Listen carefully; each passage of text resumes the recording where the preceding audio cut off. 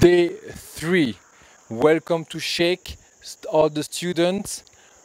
Whoever was there yesterday, I say to you hello again. For those who are coming for the first time, hello. Let me reintroduce myself. My name is DJ Eric Soul, and you should be on the part 3, the third day of your workshop intensive presented by Platform. If you didn't have the opportunity to see me yesterday, I'm going to just go straight into it. The connection between Rwanda, Shake, and the DJing is very, very simple. I come from a country called Rwanda. Rwanda is in Central East Africa. There's a movie who came out in 2004 celebrating the 10 years of one of the most, if not the most atrocious event of the 20th century, which was the genocide of 1994 against the Tutsi people of Rwanda. 1 million people lost their life within a time frame of 3 months. So to get rid of 1 million people in 3 months, you need to be very, very organized. You need to have the resource to do so, and you need to have a lot of people involved into the same task. One army, one police squad cannot commit such an horrendous murder. So the catacomb of Rwanda happened because the whole population was involved into it.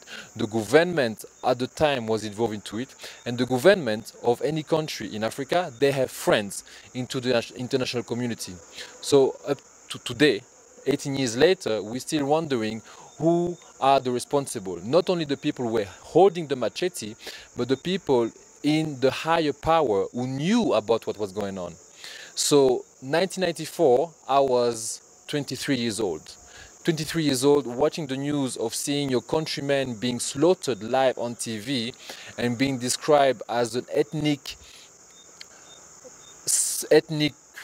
reaction, that the whole typical fratricide, bloodthirsty, savage attitude of African people was portrayed on TV. But I knew that it wasn't the truth. I knew there was something happening. I grew up all of my life knowing that one day I was a refugee. I'm a refugee. I lived all of my life outside of my country. I was not welcome in my country because I was threatened. My parents felt that my life was threatened as part of the ethnic of Tutsi. So all my life I grew up knowing that one day I was part of that small group of persecuted people who could die tomorrow on the whim of some member of the government.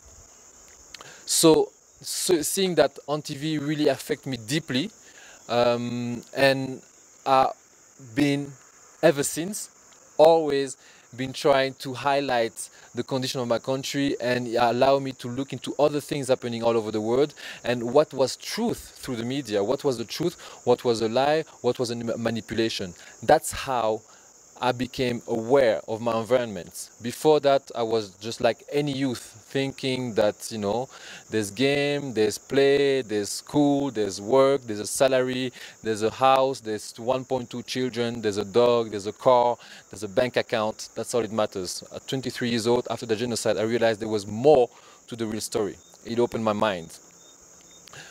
What am I going to do about it? I'm also interested into art. I was interested into music, I was interested into dancing. I was not good at dancing, not good enough at singing, not good enough at rapping, but I was very good into the new art form coming from the States, where young kids were taking pieces of vinyl records and mixing different parts of a vinyl to create something new. So it really appealed to me. I started applying my skills. I had a friend who had some turntable. I started applying my skills, my knowledge, my passion into that art form.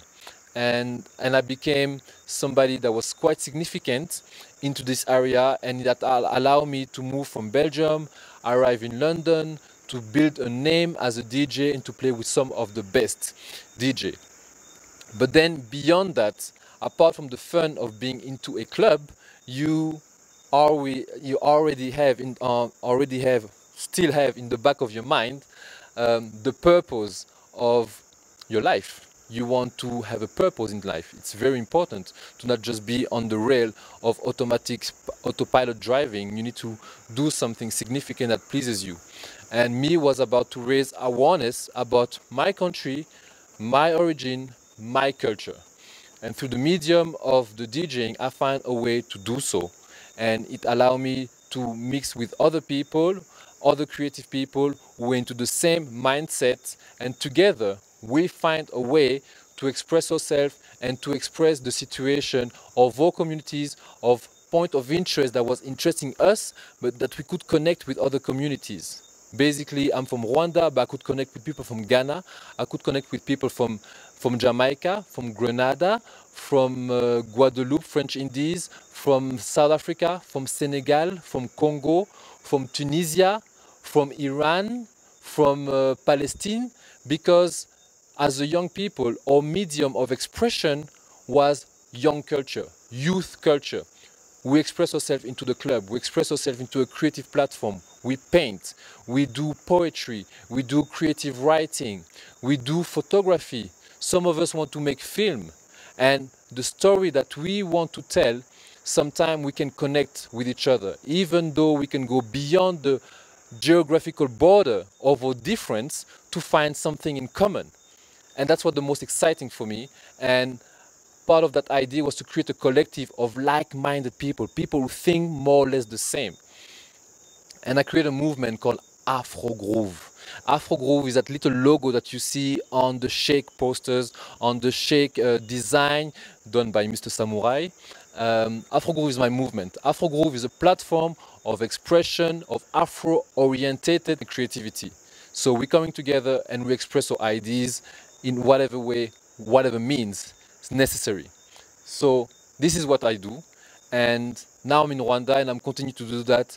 And hopefully I'm going to be able to create some bridges. I'm in Rwanda and I'm working with you, young people in London.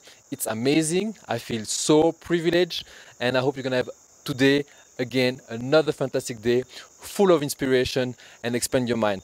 And hopefully at some point, you're going to be here in Rwanda showing what you can do, what you've learned at Czech. You're going to come and show it to our youth people here, because we have a spoken word scene too here.